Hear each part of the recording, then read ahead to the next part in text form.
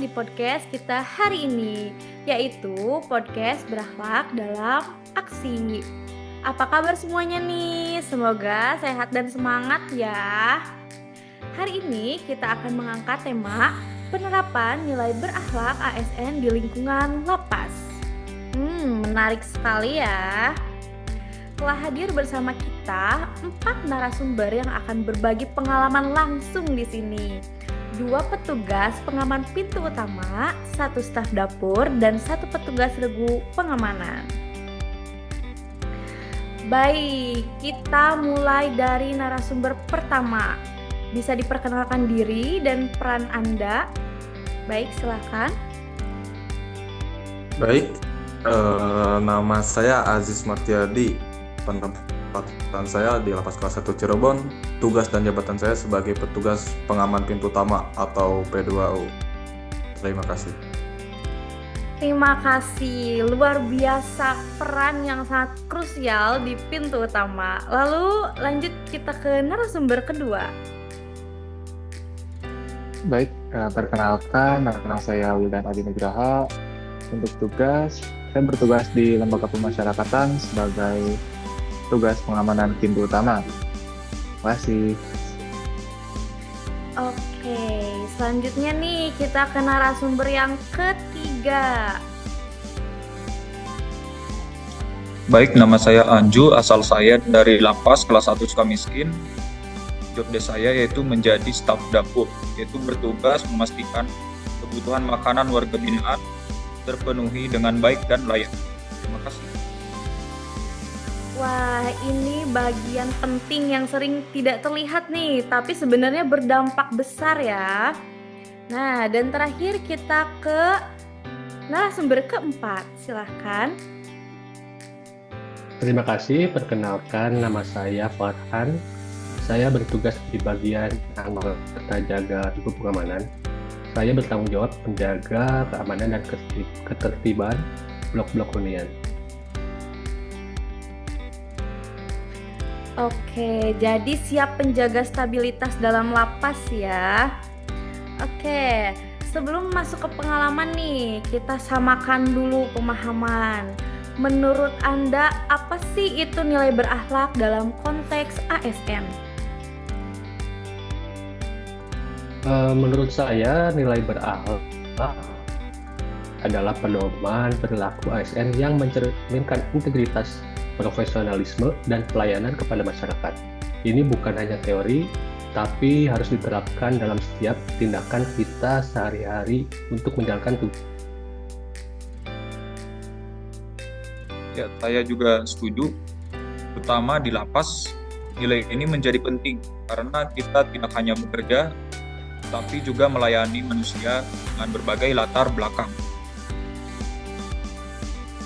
Betul sekali, jadi bukan hanya konsep ya, tapi benar-benar harus hidup dalam pekerjaan sehari-hari ya.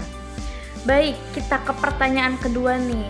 Bagaimana penerapan nilai berorientasi pelayanan di pintu utama?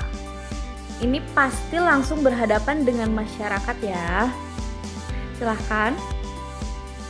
Baik, kami sebagai petugas P2U, kami melayani masyarakat yang datang dengan sikap ramah namun tetap tegas. Misalnya saat ada kunjungan, kami memastikan prosedur berjalan dengan baik tanpa mengurangi rasa hormat kepada pengunjung tersebut.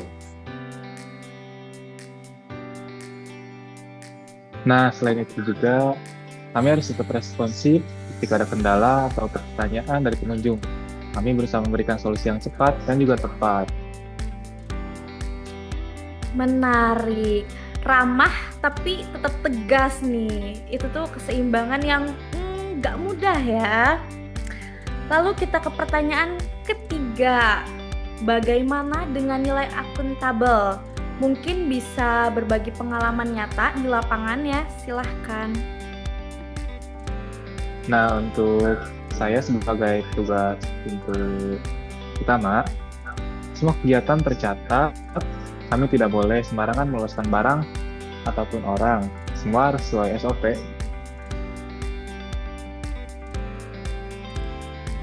Baik, dari regu pengamanan juga sama ya. kurang lebihnya di sini kami harus bertanggung jawab penuh terhadap keamanan blok-blok hunian.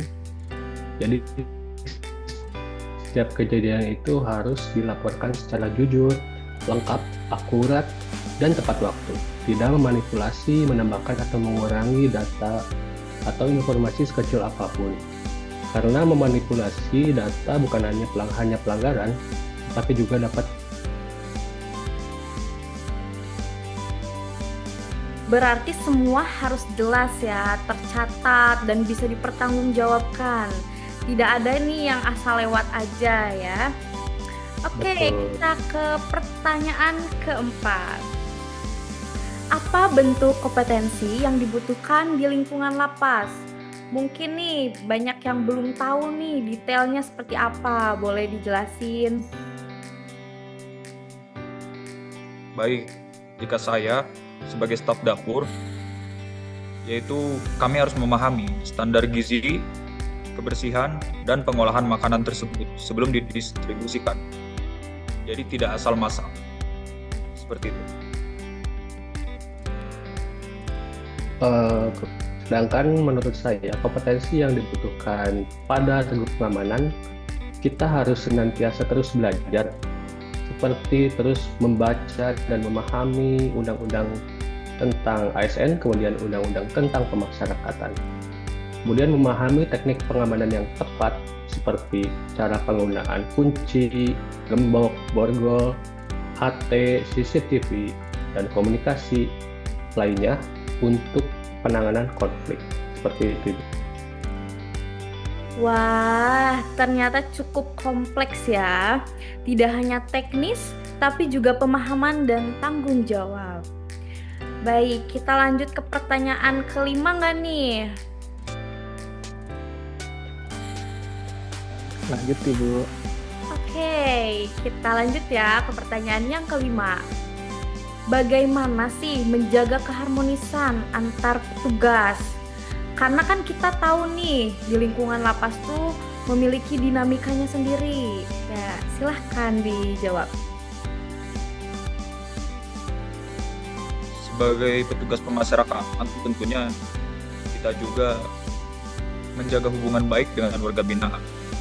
Walaupun ada batasan-batasan, tetap kami juga harus saling menghormati. Terutama selaku saya sebagai petugas pintu utama, di pintu utama juga kami bekerja sama dalam tim. Tanpa kekompakan, pengamanan tidak akan berjalan dengan baik karena komunikasi adalah kunci utama untuk menjaga keamanan dan ketertiban di lembaga pemasyarakatan. Baik, jadi kuncinya tuh harus saling menghormati dan komunikasi ya. Oke, kita ke pertanyaan ke-6. Nah, apa sih arti loyal bagi Anda? Ini sering dibahas, tapi menarik ya kalau dari pengalaman langsung. Silahkan. Terima kasih Bu.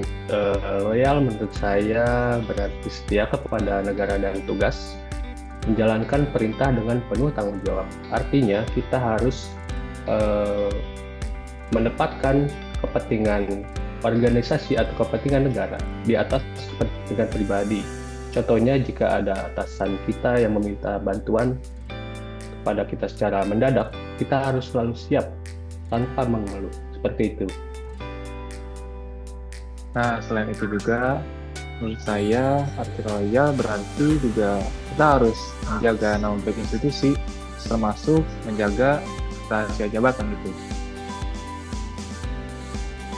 Setuju nih, jadi loyal tuh bukan hanya kata, tapi sikap siap. Nah, dalam menjaga amanah, menjaga nama baik institusi, ya. Kita ke pertanyaan ke-7. Lingkungan lapas sering berubah. Bagaimana Anda beradaptasi? Pasti ada tantangannya ya di lapangan. Gimana nih? Coba. Baik. Kalau di dapur seperti ada perubahan menu atau perubahan jumlah warga binaan, tentunya kami harus siap selalu, bahkan dalam kondisi darurat seperti itu.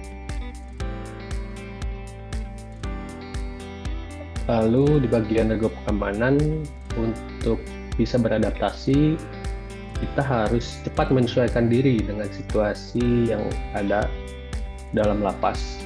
Contohnya, kalau di bidang regu pengamanan, kepala regu pengamanan itu selalu memberikan roster atau jadwal jaga pada anggotanya.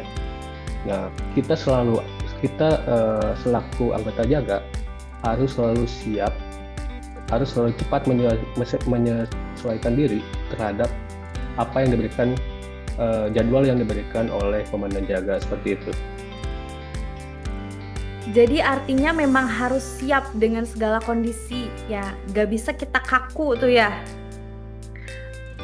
Baik, kita ke pertanyaan ke-8. Seberapa penting kerjasama? Apakah bisa bekerja sendiri di lingkungan seperti ini atau bagaimana? Boleh dijelaskan? Sangat penting, terutama bagi kami petugas pintu utama, kita tidak bisa bekerja sendiri. Harus koordinasi, komunikasi dengan regu pengamanan maupun dengan staf yang lainnya. Karena komunikasi adalah kunci utama. Kembali lagi ke pernyataan saya sebelumnya, komunikasi adalah kunci utama untuk menjaga keamanan serta ketertiban di area lapas. Seperti itu. Bagi saya, kerjasama sangat penting karena semua bagian bisa saling terhubung. Tanpa kolaborasi, keamanan dan pelayanan tidak akan berjalan optimal. Seperti itu. Nah, ini penting ya. Jadi semua tuh harus saling terhubung dan gak bisa jalan sendiri. Luar biasa sekali diskusi kita hari ini. Kita belajar bahwa nilai berakhlak bukan hanya slogan, tetapi harus menjadi budaya kerja dalam setiap lini di lapas. Mulai dari pintu utama, dapur, hingga regu pengamanan. Semoga perbincangan ini bisa menjadi inspirasi dan refleksi bagi kita semua dalam menjalankan tugas sebagai ASN yang profesional, berintegritas, dan berorientasi pelayanan. Terima kasih banyak kepada seluruh narasumber yang telah berbagi dan juga untuk teman-teman yang sudah menyimak sampai akhir. Sampai jumpa di podcast berikutnya. Salam berakhlak.